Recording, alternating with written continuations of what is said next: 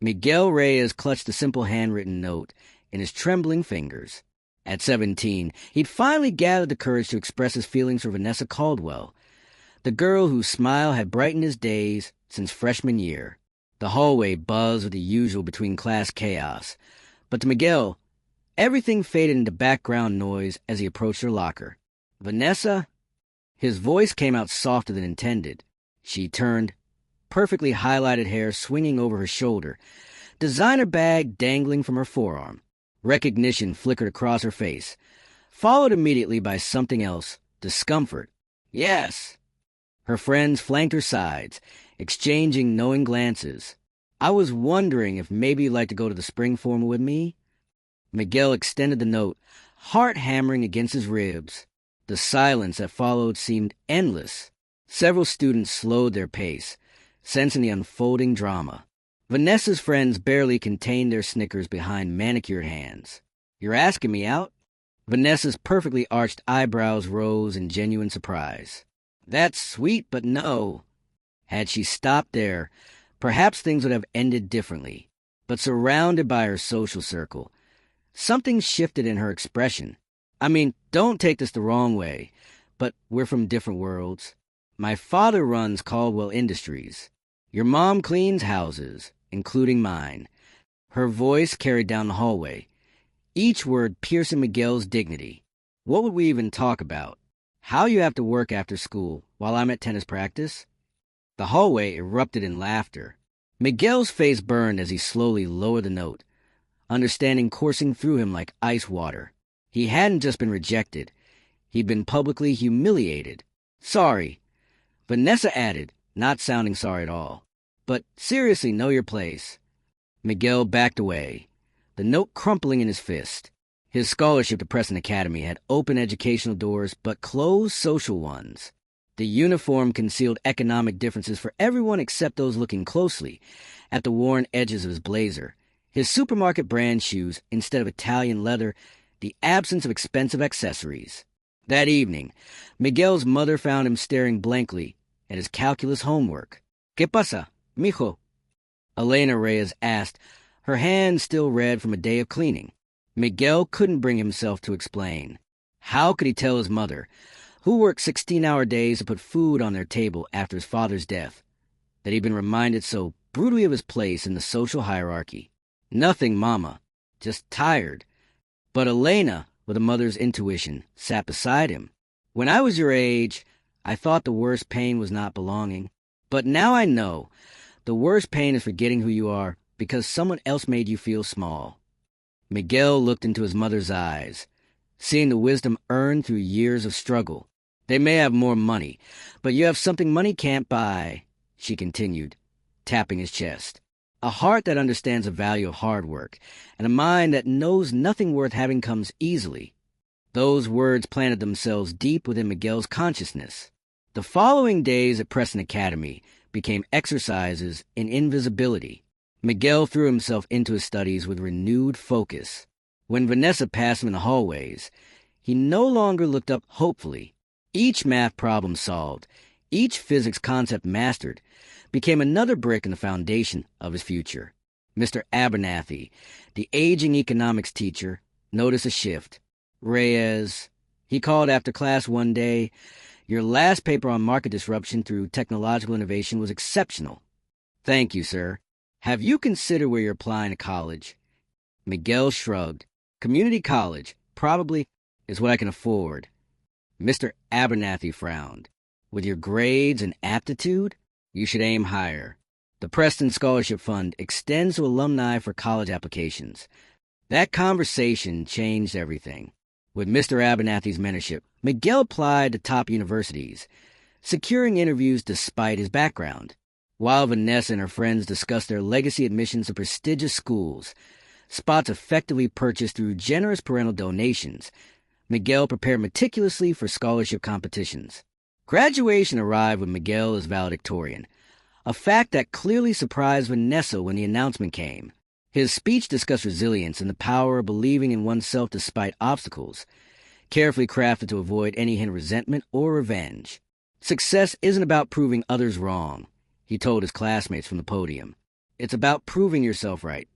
From the back row, Elena Reyes wiped tears from her eyes as she watched her son accept the highest academic honor Preston could bestow.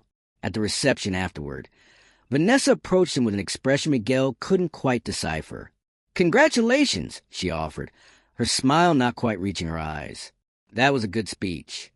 "Thank you," Miguel replied politely. An awkward silence followed before she added, "I got into Columbia. My father's an alumnus." "That's great. MIT offered me a full scholarship." Something flickered across her face. Surprise, perhaps admiration, quickly replaced by defensiveness. "Well, good for you. I guess some people need scholarships." Behind the cruelty of her words, Miguel sensed something else. Insecurity masked as superiority. For the first time, he felt something close to pity for Vanessa Caldwell. Her identity was so deeply entangled with her father's wealth and status that she couldn't see beyond it. "We all need something," Miguel replied simply. "Best of luck at Columbia." As they parted ways, neither could have predicted how their paths would cross again, or that the lessons Vanessa failed to learn in high school would come back to haunt her in ways she couldn't imagine. That summer, as Miguel prepared for MIT, he made a promise to himself. The rejection and humiliation he'd experienced wouldn't define him, but they would fuel him, not toward revenge, but toward excellence. Not to prove Vanessa wrong, but to prove his mother and himself right. What he couldn't know then was that 8 years later, in the gleaming conference room of Caldwell Industries, their worlds would collide again under circumstances neither could have predicted. The MIT campus sprawled before Miguel like a promise waiting to be fulfilled. His dorm room was sparse, a scholarship covered tuition and housing, but little else. While classmates decorated their spaces with expensive gadgets, Miguel's most prized possession was a framed photo of his mother on graduation day, her proud smile outshining her worn hands. College presented a democratizing effect that high school had lacked. Here, brilliance mattered more than background. Miguel's natural aptitude for understanding complex systems quickly distinguished him among peers. When Professor Lowell, a renowned tech entrepreneur, offered research positions in his lab, Miguel was first selected. "You have something rare," Professor Lowell told him during late-night coding sessions.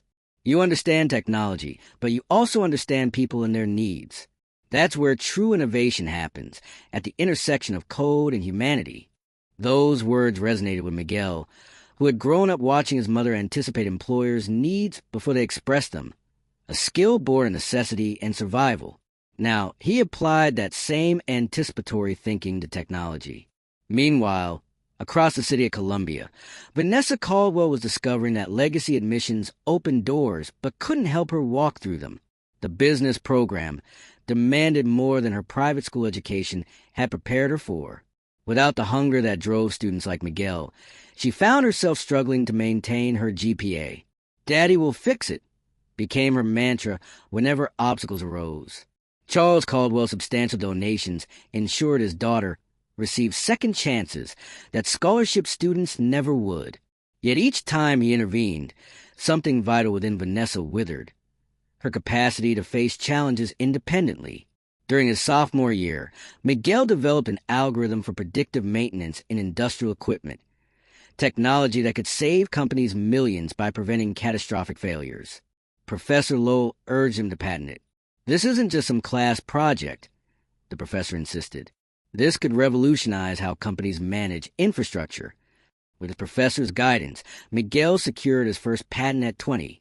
The licensing fees, modest at first, gradually increased as more companies adopted his technology.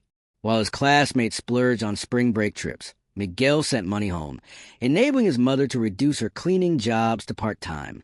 "Mijo, you should keep that money for yourself," Elena protested during one of their weekly video calls. "I have everything I need," Miguel replied honestly, "and this is just the beginning." By graduation, Miguel had 3 patents to his name and a vision forming. A company that would make predictive technology accessible to smaller businesses, not just corporate giants. Instead of accepting lucrative offers from established tech firms, he took the riskier path of entrepreneurship. Reyes Tech began in a weathered co-working space with two fellow MIT graduates who shared Miguel's vision. Their first year was defined by 18-hour workdays, instant ramen dinners, and the persistent fear of failure that haunts all startups. But Miguel's technology was sound, his business plan meticulous, and his drive unmatched. What truly distinguished Reyes Tech was its pricing model, a sliding scale based on client size, ensuring small manufacturers could access the same technology as industry leaders.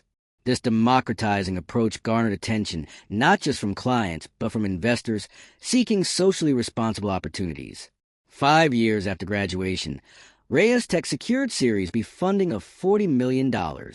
Miguel, now 27, found himself leading a company valued at over $200 million. The boy whose mother once cleaned houses for the wealthy now employed over 100 people, including several from his old neighborhood whom he'd specifically recruited and trained. Success means creating pathways, not just for yourself, but for others, he explained to a business magazine that featured him as a rising star in tech entrepreneurship. The article mentioned his humble beginnings, but focused more on his innovations, exactly as Miguel had requested. Elena Reyes finally retired, moving into the comfortable condo Miguel purchased for her. On Sundays, they still made tamales together, a tradition unchanged despite his new status. "Are you happy, Mijo?" she asked one evening as they sat on her balcony overlooking the city. Miguel considered the question seriously. "I'm fulfilled by the work. I'm proud of what we're building." He paused. "But happiness feels more elusive, like there's something still unresolved." Elena studied her son's face. "The past is long fingers, no? Sometimes they keep holding us even when we think we've let go." Miguel didn't need to ask what she meant. Despite his success, the memory of that hallway rejection still visited him occasionally. Not the pain itself, which had long since healed, but the question of what becomes of people who never learn to see beyond surface appearances. He was about to discover the answer. On a rainy Tuesday morning, Miguel's assistant interrupted his executive meeting with news that would change everything. "There's an acquisition opportunity you should know about," she said, sliding a folder across the conference table. "Caldwell Industries is in trouble, serious trouble. Their outdated infrastructure caused 3 major failures last quarter. They've lost clients and their stock is plummeting." Miguel opened the folder, staring at the familiar name. Charles Caldwell's company had once symbolized everything beyond his reach. Now, Reyes Tech's analyst suggested it as a potential acquisition target. "Their technology is 10 years behind industry standards," his CFO explained. "But their client relationships and market position are valuable. With our systems implemented, we could turn it around within 18 months. Miguel excused himself, needing space to process this unexpected development. In his office, he pulled up Caldwell Industries' website. There, among the executive team photos, was Charles Caldwell, older now, stress evident in his face. And beside him, listed as Director of Client Relations, was Vanessa, after Columbia. She joined her father's company as expected, ascending through nepotism rather than merit. Now, at 28, she faced the collapse of the family legacy that had formed the foundation of her identity. Miguel closed his laptop, conflicted emotions surfacing. Part of him, the 17-year-old still smarting from rejection, felt vindicated by this turn of events. But the man he'd become recognized such thinking as petty and unproductive. That evening, he called his mother. "Caldwell Industries is failing," he explained. "We're considering acquiring them." Elena was silent for a long moment. "And how does this make you feel?" "Complicated." Miguel admitted, "Their company makes strategic sense for us, but the daughter who hurt you works there." Elena finished gently. "Yes. Mijo, in life we rarely get perfect choices. What matters is making choices we can live with, ones that reflect who we want to be, not just what we want to have." After a sleepless night, Miguel made his decision. Reyes Tech would pursue the acquisition, not for revenge or vindication, but because it made business sense and could preserve jobs that would otherwise be lost if Caldwell Industries collapsed completely. The following week, he walked into Caldwell headquarters for the initial meeting. The once imposing building now showed subtle signs of decline, delayed maintenance, reduced staff, an atmosphere of uncertainty. As he was escorted to the conference room, Miguel glimpsed Vanessa through an office doorway. She was arguing with someone on the phone, her face tense with the strain of impending crisis.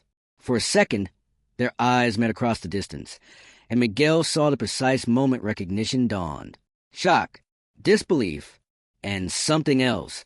A dawning realization that the past had come full circle in ways she never could have imagined. Miguel straightened his shoulders and continued toward the conference room where Charles Caldwell waited, unaware that the boy his daughter had once dismissed as beneath their notice was now the only person who could save their family legacy. The meeting was about to begin, and with it, the next chapter in their intertwined stories. The Caldwell Industries conference room, once a symbol of corporate dominance, now felt like the setting for a final act neither participant had scripted. Miguel sat across from Charles Caldwell, whose graying temples and tense posture revealed the toll of watching his empire crumble. Mr. Reyes, Charles began with forced cordiality, I appreciate your interest in our situation, though I admit I'm surprised a company your size would pursue this acquisition. Miguel maintained his professional composure. Reyes Tech specializes in revitalizing operations through predictive technology. Your infrastructure challenges are precisely what our systems address. The door opened and Vanessa entered, poised but visibly tense. Her designer outfit couldn't mask the shadows under her eyes from sleepless nights worrying about the company's fate. Sorry I'm late, she said, then froze upon seeing Miguel. Recognition flickered across her face, followed by disbelief. Vanessa, Charles nodded. This is Miguel Reyes, CEO of Reyes Tech. Miguel stood, extending his hand. We've met. Preston Academy, class of 2017. Vanessa's hand trembled slightly as she shook his. Of course. Miguel, it's been a while. The meeting proceeded with Miguel outlining Reyes Tech's proposal, a fair evaluation of Caldwell Industries' assets, retention of most employees, and implementation of Miguel's systems to restore operational efficiency.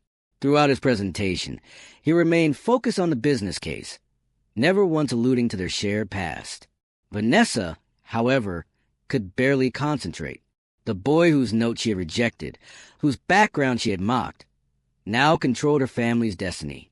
Each slide of his presentation underscored how thoroughly their positions had reversed. When the meeting concluded, Charles appeared cautiously optimistic.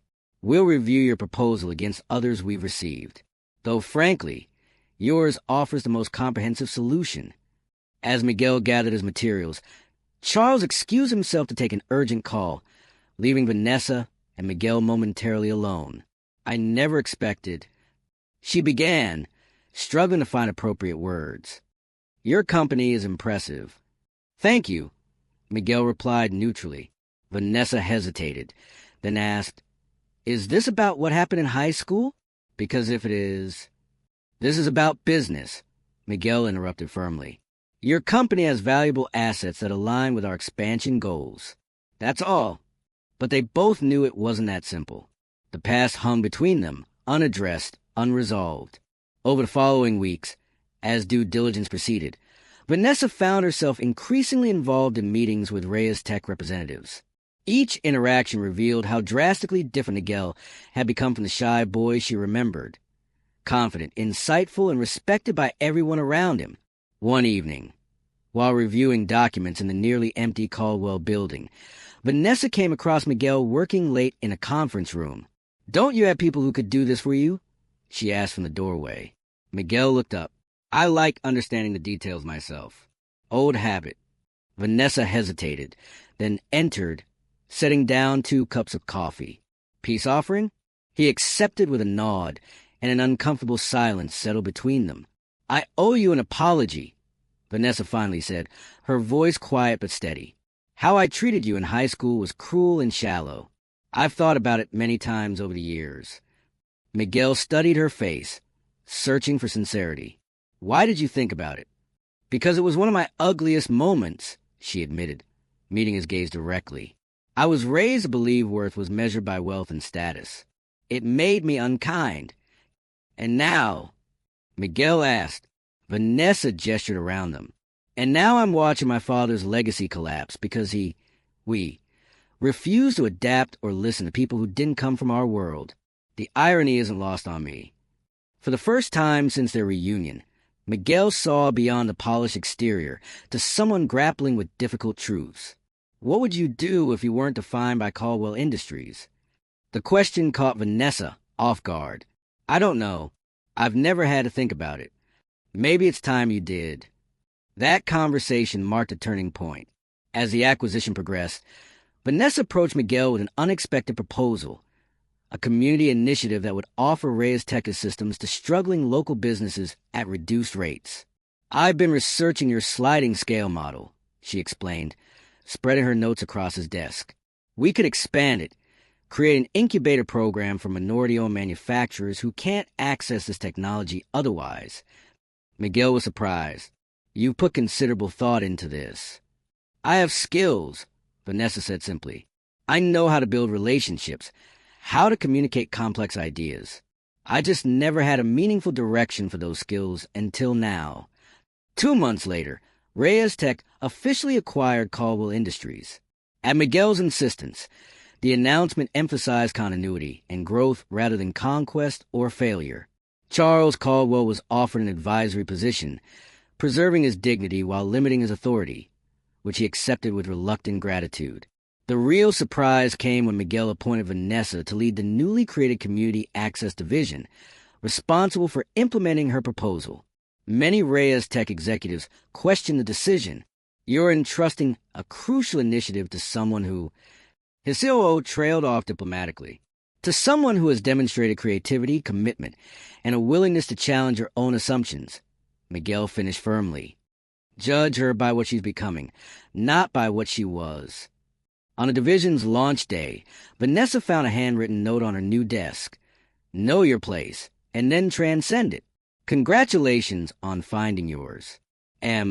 6 months later, Elena Reyes attended the Community Access Division's first graduation ceremony, where 10 small business owners received their certificates for completing the technology implementation program. Miguel introduced his mother to Vanessa with simple pride. Senora Reyes, Vanessa greeted her warmly. Your son has built something remarkable here. Elena studied the young woman thoughtfully. And what have you built, Miss Caldwell? A beginning, Vanessa replied. A chance to create value beyond what I inherited. Elena nodded approvingly. The hardest things to build are the ones that require us to rebuild ourselves first. That evening, Miguel and Vanessa walked through the renovated manufacturing floor, where Caldwell's outdated equipment had been replaced with Reyes Tech's advanced systems. I never thanked you, Vanessa said quietly. For buying the company? For not making it about revenge. She stopped, turning to face him. You had every right to humiliate me the way I humiliated you. Instead, you showed me a different way forward. Miguel considered her words. Revenge would have changed nothing. This way, something new can grow. From both of us, Vanessa added. As they continued their walk, Miguel reflected on his mother's wisdom about the long fingers of the past. Sometimes those fingers did more than hold on. Sometimes they guided, connecting past wounds to future healing in ways no one could predict. A year after the acquisition, Reyes Tech's Community Access Division received national recognition for its innovative approach to technological equity. Vanessa, standing beside Miguel at the award ceremony, had evolved from someone defined by her father's wealth to a leader defined by her own contributions.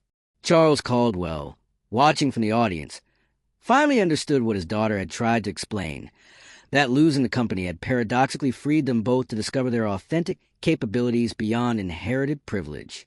Later that night, Miguel called his mother. Are you happy now, Mijo? She asked, echoing her question from years before. This time, Miguel didn't hesitate. Yes, not because of what I've gained, but because I've learned that transformation runs in both directions. The company isn't the only thing that changed hands. What else? Elena asked, though she already knew. Understanding, respect, the chance to see someone differently and be seen differently in return. In the years that followed, Reyes Tech expanded globally, with Vanessa's division becoming a cornerstone of its corporate identity. The story of their high school encounter occasionally surfaced in business profiles, but both Miguel and Vanessa declined to discuss it publicly. Some narratives, they agreed, belonged not to the world, but to those who lived them, those who understood that redemption never follows a straight line, and that sometimes the people who hurt us become catalysts for our greatest growth, just as we might become catalysts of theirs. When asked about the secret to navigating from rejection to success, Miguel offered the wisdom his mother had given him years before. Success isn't about proving others wrong. It's about proving yourself right, and then creating space for everyone to do the same. And in that space between past wounds and future possibilities, both Miguel and Vanessa discovered something neither wealth nor achievement could provide: the profound freedom that comes from seeing beyond appearances to humanity that connects us all, even across the divisions we create. How many times have we judged others based on external factors, missing potential that lies within? Share this story to remind someone that our greatest growth often comes from our most painful rejections, and that redemption is possible for both the wounded and those who cause the wound. Sometimes, the most powerful changes happen when we allow others the grace to become more than their past mistakes.